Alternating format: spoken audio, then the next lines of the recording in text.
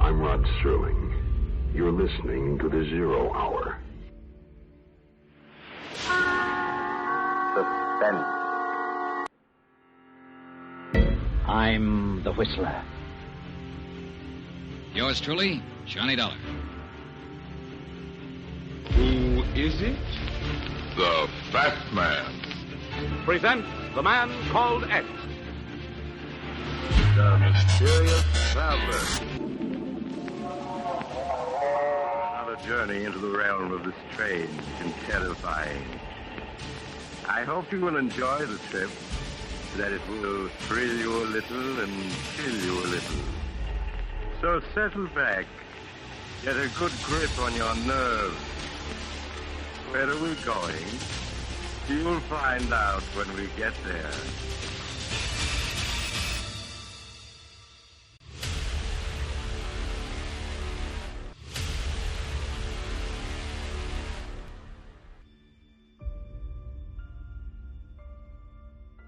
Hello everyone, and welcome to Drama and Theater, brought to you by Duane Old Time Radio. Drama and Theater features some of the best programs from the golden age of radio, including Escape, The Fat Man, Suspense, The Whistler, Zero Hour, Yours Truly, Johnny Dollar, and many, many more. Before we start today's drama, if you enjoy what I'm doing, let me ask you to subscribe to my channel. Subscribing is 100% free, and you will receive notifications on new posts.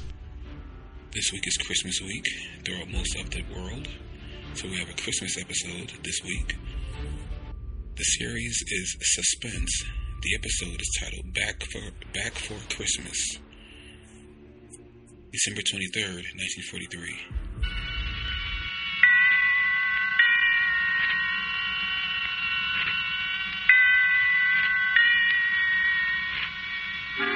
Suspense.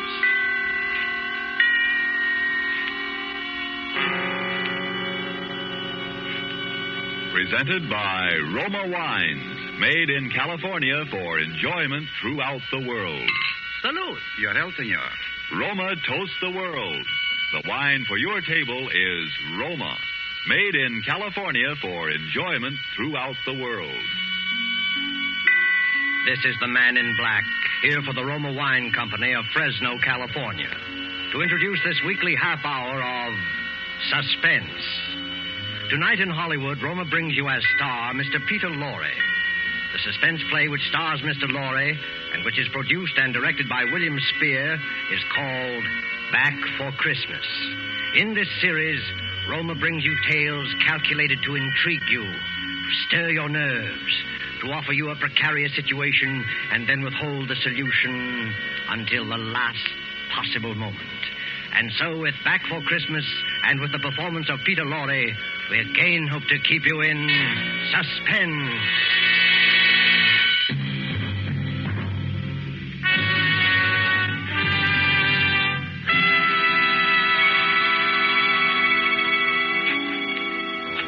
Jingle bells, jingle bells, jingle all the way.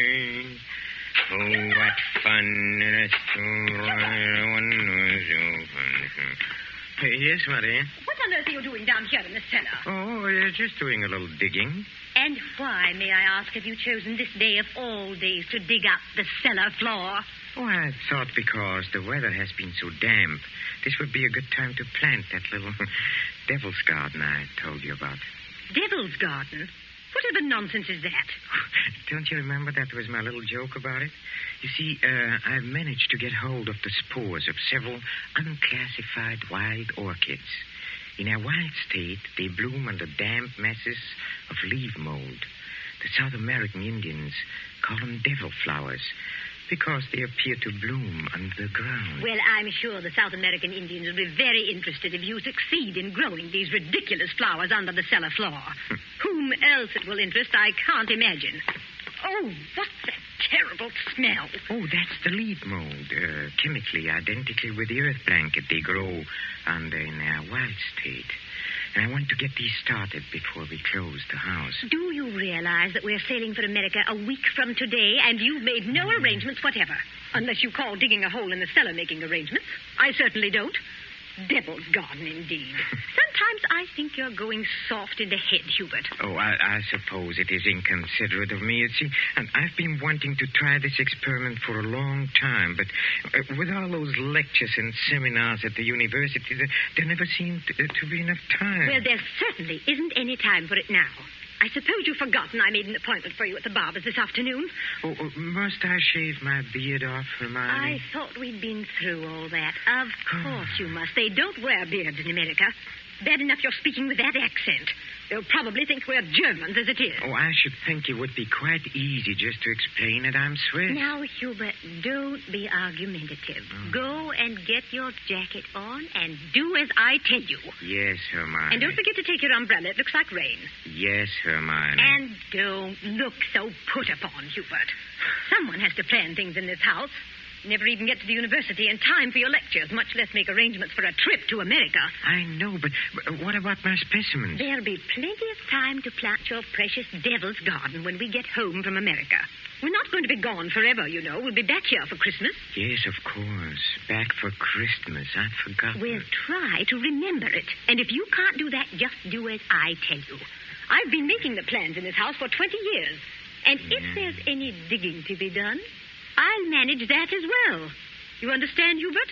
Yes, Hermione. Good. Now, you have just 20 minutes to clean up this mess down here and keep your appointment at the barber's. And when you're finished there, I want you to come straight home. All right. I wanted to stop at Miss Markham's and pick up some books I ordered. Well, all right. But don't loiter there the whole afternoon mulling over those old books the way you usually do.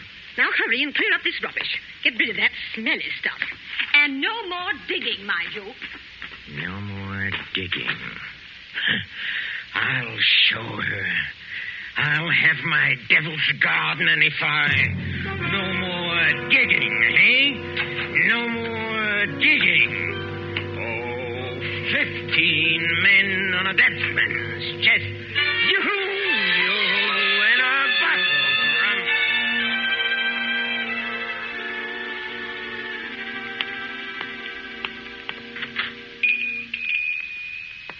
Good evening, sir. Oh, good evening, Miss Markham. Why, it is Professor Schumacher, isn't it? Do you like me better this way? You look ever so much younger without the beard. 20 years at least. 20 years. Oh, you'll be glad to know those books you ordered have finally arrived.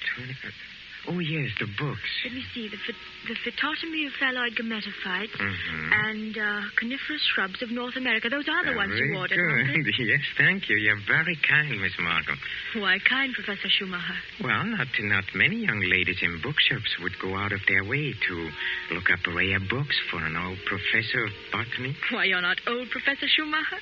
Really, you look... What do I look like? And besides, I adore botany. It's my particular hobby. Oh, really? You've never told me that before, Miss Markham. Well, I was afraid to. You looked so imposing with the beard and all. Miss Markham, forgive me if this sounds foolish, but since talking with you today, I feel that shaving off my beard is the most important thing I've done for 20 years. Oh, it is. I'm sure it is. 20 I'm so sorry that I've been so distant with you all this time. Oh, there were times when I almost spoke up. Oh, really? Times when you came in here tired after a day with your students at the university. You seemed so alone. The way I'm alone in the world. Alone? I'd like to have asked you to stay a while and talk with me, but some way or other I always wound up giving you your change and letting you go on your way. Say you're alone in the world? Since my father died. Oh, Miss Markham, did you never think of marrying? My father was a very remarkable man. I never found anyone who seemed to measure up to what he led me to expect of men. Miss Markham... Oh, it's been so long since anyone called me by my first name.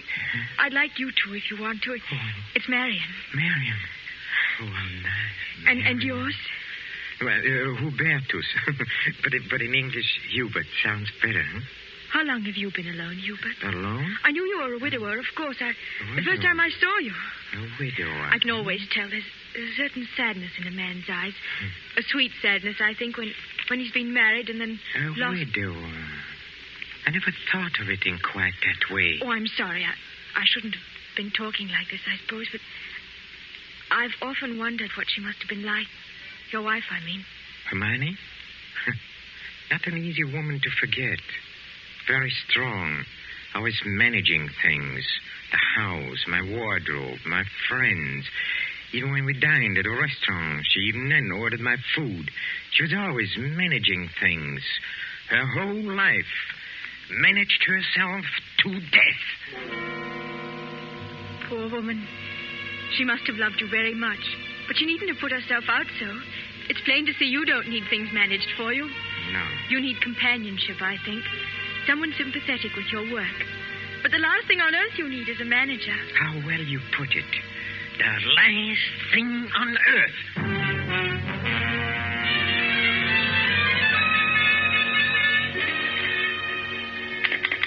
Operator, are you there? I'm still waiting on that call to Salisbury. Well, put them on quickly. Hello. Is this Paul Holt and Sons? It's Mrs. Hubert Schumacher. Did you receive my letter? Good. Now remember, we'll be back for Christmas and I want the job done without fail. What's that? No, I'm sure he doesn't suspect anything. Send it to me in New York as I instructed you, addressed in my name, of course. Yes. I've already put them in the mail. You'll get them tomorrow. Thank you. Thank you so much. Oh, here you are, Hubert. Where have you been? Oh, backstairs. I dismissed the servants. Dismissed the servants? Mm-hmm. But I've asked some friends of mine into a farewell luncheon. Go and tell them it's a mistake. Well, I'm afraid it's too late now. They've packed and gone. You have messed things up properly. How many times have I told you to leave things to me? I make the plans around here. Yes, Hermione. You'll have to do better than this when I plan the trip home, or we'll never in the world be back for Christmas. Back for Christmas. Back for Christmas. Must you keep saying that? Why not?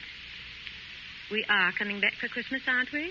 Well, supposing I were offered a professorship in one of those wealthy American universities. Nonsense. Americans care nothing for botany. Well, Luther Burbank was an American, wasn't he? That's different. What have you ever done except muck around in the dirt with a lot of roots and tubers? Well, they asked me to lecture, didn't they? All right. Now, there's no use getting yourself in a state about this, Hubert. No doubt this extra money will come in very handy when we arrive back. Back for Christmas. I know. Precisely. No good to make a joke of it. Heaven knows where you'd be today if I hadn't got a sense of time. Yes, Hermione. And as you've been so foolish as to dismiss the servants, you may empty the ashtrays and straighten up this room while we're waiting for the guests to arrive. I'm going in to have my bath. Call me when they get here.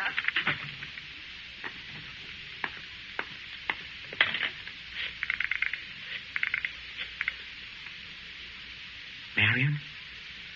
It's Hubert. No, darling, no, nothing is wrong. Oh, my plans are the same, unless you have changed. No? Oh, we'll meet in New York then and be married there. Huh? Oh, I'll explain to you why later. You just have to trust me. Yes. Yes, my darling. Hubert? Oh, I'm so sorry. I can't talk any longer. Yes, I'll meet you in New York without fail. Auf Wiedersehen, mein Liebchen. Hubert, were you talking on the phone just now? Yes, Hermione. Whoever was it? Oh, Freddie Sinclair. But didn't I hear you say something about meeting somebody in New York? Why, yes.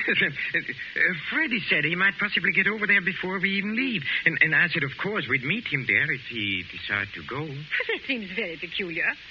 But then all of your friends are peculiar. Yes, Hermione. And just look at your jacket. Have you been digging in that cellar again? Yes, Hermione. Well, there's no need for it. You can't possibly get that Devil's Garden thing finished before we sail for America.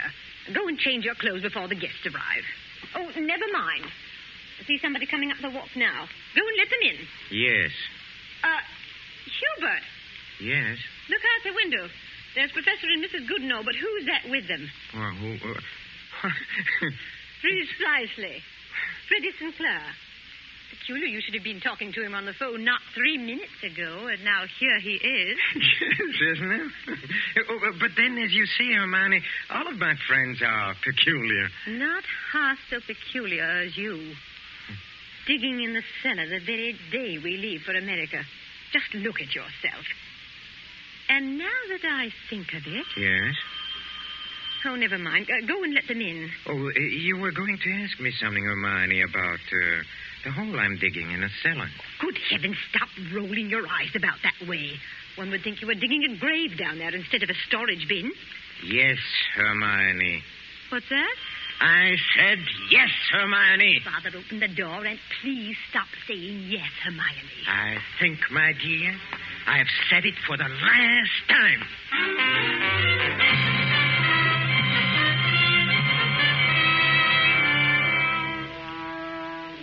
A professor of botany, his loving wife, and an oblong pit in the cellar.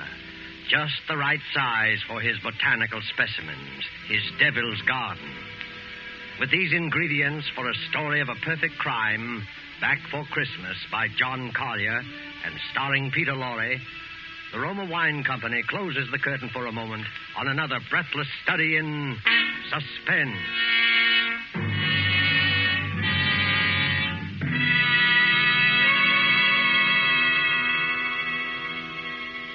In this brief intermission in the play, it's pleasant to think about the holidays. Not everyone celebrates the holidays against a background of snow and pine trees. Somewhere south of the Gulf and the Caribbean, in a gracious home surrounded by palm trees in the warm sun, you might find holiday dinners ending this way. One moment, please. Our North American guest wishes to propose a toast. Yes, mis amigos. I drink a toast in gratitude to you for your gracious hospitality and the enjoyment you've given me, an American so far from home. It is only a fair exchange, my friend. This wine in which you drink your toast, it brings enjoyment to us from your country, from America. It is Roma wine, made in your own California. Yes, and when you choose the wine for your holiday table, remember this. Only a few wines are so fine that many countries of the world import them. And among these greatly enjoyable wines are the wines of Roma, R-O-M-A, made in California for enjoyment throughout the world. Yet here in America, we are truly fortunate, for we may buy Roma wines at a very low cost, since we don't have to pay import duty or costly shipping charges. So serve Roma wine with pride on any and all holiday occasions. Serve Roma, too, for everyday dinners you can afford to. Ask your dealer tomorrow for your favorite Roma wine, America's largest selling wine. But before you buy wine, buy war bonds. And now it is with pleasure that we bring back to our sound stage Mr. Peter Lorre in Act 2 of Back for Christmas. A tale well calculated to keep you in suspense.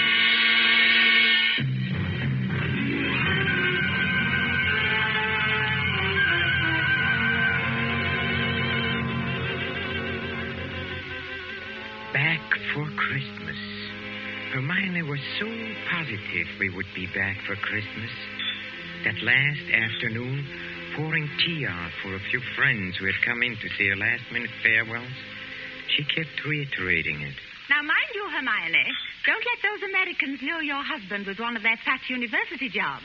We absolutely must have you with us for Christmas. He shall be back, I promise you. Well, it's not absolutely certain, of course. Hubert, now, what do you mean it's not certain? Of course it's certain. After all, Hubert, old boy, you've contracted to lecture for only 3 months. Oh, that's quite right. But then, of course, anything may happen. Hubert adores being unpredictable.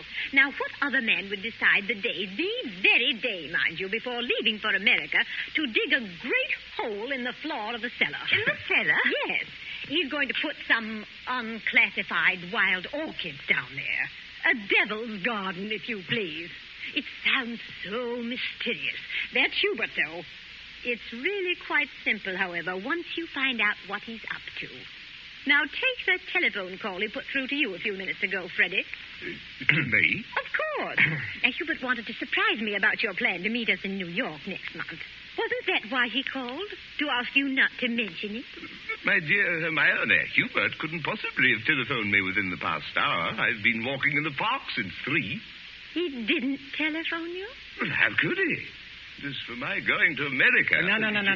Come, Freddie, come. You may as well confess. Hermione has just found me out again. But Hubert, old chap, I really do. You see what a poor liar Hubert makes. He's red as a beetroot. Aren't you ashamed of yourself, Professor?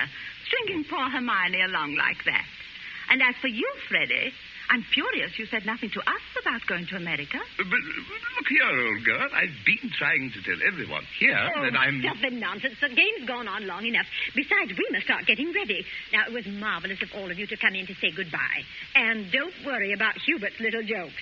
I will bring him back for Christmas. You may rely on it.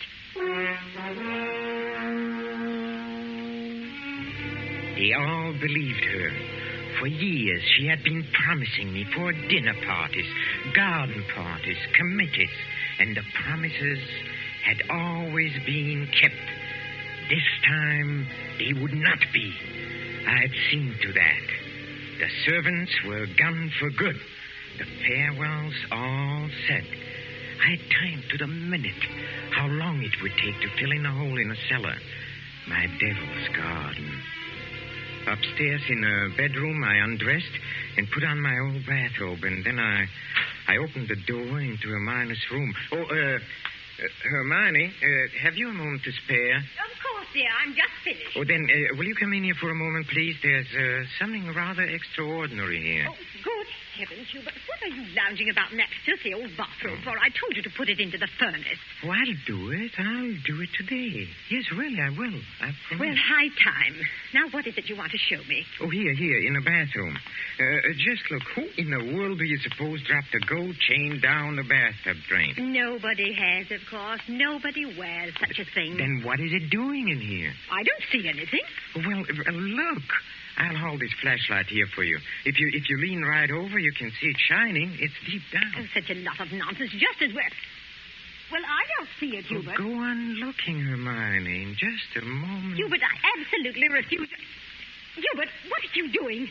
Take your hands off my neck. I will, Hermione. Just as soon as I've finished the arrangements for my trip to America. What are you talking about? You thought you were the only one who could plan things, didn't you? Didn't you, Hermione, huh? Well, I've been making some plans of my own this past week. In exactly 2 minutes and 16 seconds, you'll be dead. You see? You see, I planned it very accurately. You'll never get away with it. Oh, I thought you would say that, Hermione, but I will get away with it.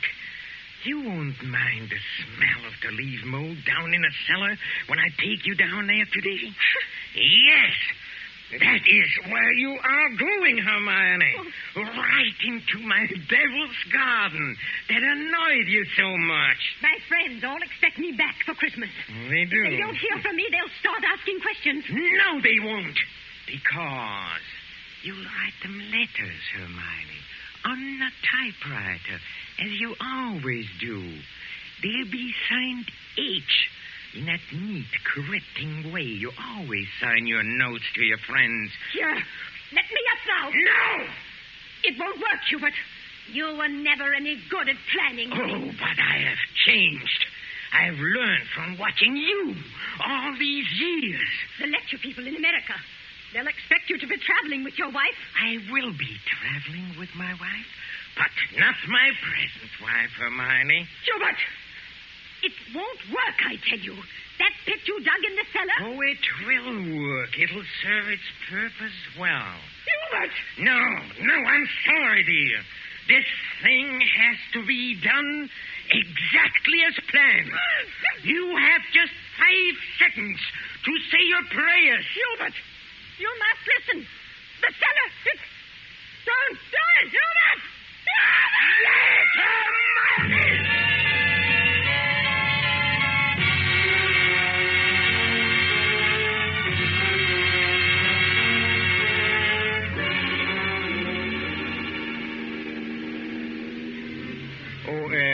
Steward? Yes, sir? Oh, my wife, she's indisposed. She'll be taking her meals in our stateroom. For the whole voyage, sir? Yes, for the whole voyage. I trust your wife is feeling better this morning, Professor Schumacher? A little. Not yet well enough to leave her cabin. Oh, what a shame. Professor Schumacher. Yes? Here's a copy of the radiogram you sent for your wife last evening. Oh, thank you. I'll just check it over. Oh, but look here. What? What's the matter? Did the typist make a mistake? No. It's nothing important. She can correct it later.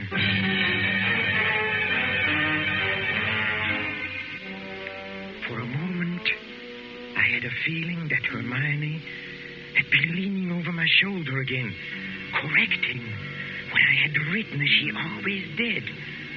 I had written a radiogram to Professor Goodenough and his wife.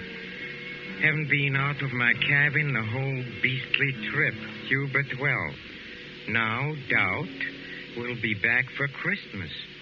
But the operator had left out the W, and it read, no doubt will be back for Christmas. Exactly what Hermione would have written. Well, the rest of the trip was uneventful. Marion and I met in New York just as we had planned. Just as we had planned.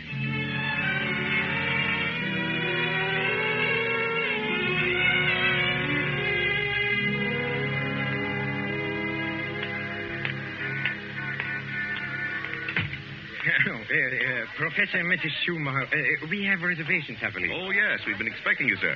Boy, take Professor and Mrs. Schumacher's luggage up to their suite. You know, Mrs. Schumacher, you're quite a surprise. Oh? Your letter reserving the rooms was so thorough, I was expecting an older, more forbidding sort of person, frankly, ma'am. No. As a matter of fact, we're just married, but my letter reserving the room. Oh, I wrote the letter, my dear, and I signed it Mrs. Hubert Schumacher. Just a joke. What a cunning old fox you are, Hubert. Now that I think of it, I almost forgot. There's a letter for you, Mrs. Schumacher. That's peculiar. I wonder who on earth... Oh, well, we'll sure find out in good time. Come along, darling.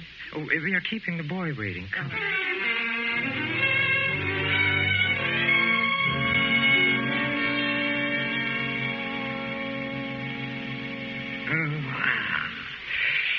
Nothing like a cold, brisk shower to put a man to rights. Hubert, this letter. Oh, yes, the letter. Oh, dry my hair, will you, darling? Please. It seems to be a bill of some sort from a building contractor in Salisbury. Oh, really? Oh, bother, dry your own hair. Thank you, darling. Let's see this bill or whatever it is. It's very puzzling. Hubert, you were a widower, weren't you? I mean, Hermione isn't still alive. Good heavens, no. Well, let me read that. Dear Madame, this is to acknowledge your order together with the keys to your house in Launceston Place. Our man had no difficulty in finding the place where your husband had begun the excavation in a cellar, but apparently he changed his mind at the last moment and filled it in again. What is it, Hubert? Our man will begin digging tomorrow, and the job will be completed in ample time for your surprise Christmas present to your husband. We are happy to be conspirators with you in this thoughtful gesture and hope that Professor Schumacher will be pleased at the results of our work on his Devil's Garden. Very truly yours, Paul Holt Sons Contractors. What does it mean, Hubert? Means that Hermione was right. I will be back for Christmas. I will be back for Christmas. I will back for Christmas. Back for Christmas. Yes, Hermione.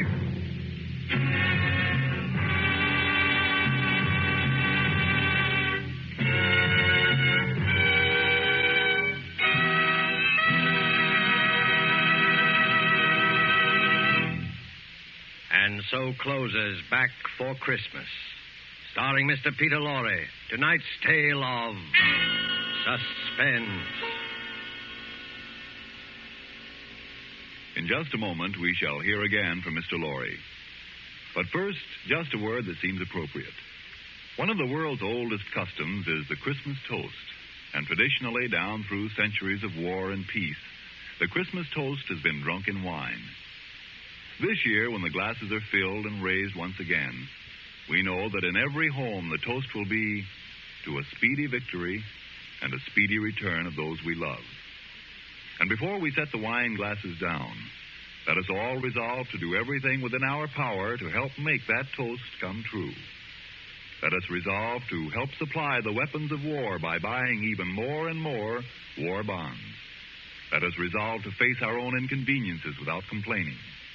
And above all, let us resolve that when this war is at last over, each of us will exert all our effort to see that future Christmases truly express peace on earth, goodwill to men.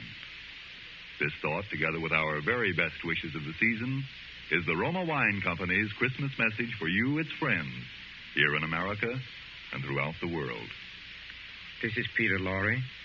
Thank you for listening to our Suspense play this evening, and I know you're looking forward to next week's show as I am. It is called Finishing School, and its subtitle might be the famous quotation, "The female of the species is more deadly than the male." Don't forget, then, next Thursday, same time, for Margot, Elsa Lanchester, Janet Beecher, and a distinguished all-feminine cast in Suspense. Presented by Roma Wines, R-O-M-A. Made in California for enjoyment throughout the world.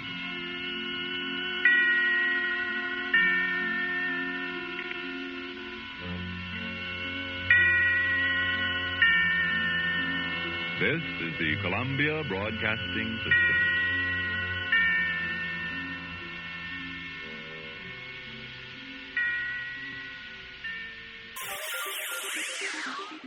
Thank you for listening to and showing your support for my podcast.